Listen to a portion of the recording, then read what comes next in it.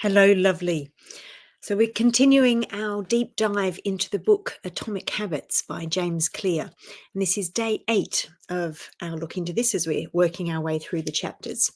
So, up until now, we've been mainly concentrating on triggers for habits, how we can make a habit obvious to us or with an obvious trigger so that we can get on and do the habit each day. But this chapter is about rather than putting in triggers for good habits, it's how to prevent the bad habits.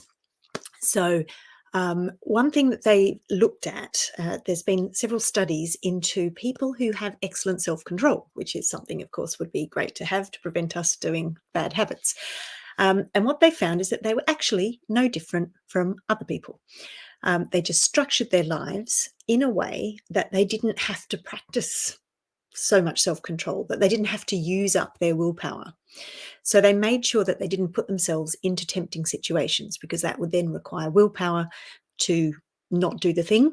But so if they weren't in those situations, then they didn't have to use their willpower.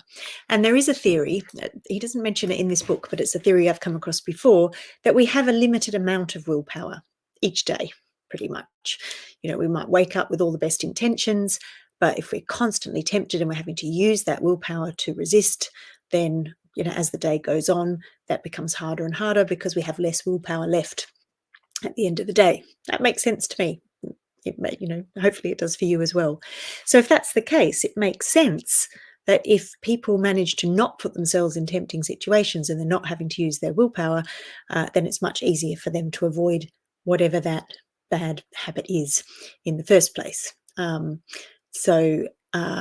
And there's also, I mean, James Clear talks about the fact that habits are like grooves in a record, right? So if you're going to put the record on, the grooves are going to be there, even if you've tried to sort of remove the record. But if you do put it on and put it in front of you, then it's very easy for you to slip into those grooves. They don't really go away completely. So that makes sense, right?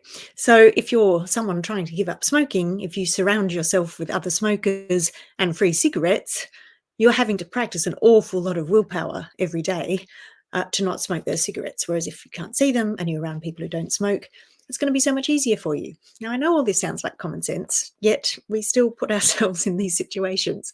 So basically, you have to cut off bad habits at the source, you know, at the trigger point. Don't have them anywhere near you. If that's the way you're going, if you're trying to work on removing bad habits, then you need to make them invisible, which is the opposite of the positive habits, where you need to make the triggers really visible, which is what we've been talking about on previous days. All right, I shall be back tomorrow as we move on to the next stage of the book.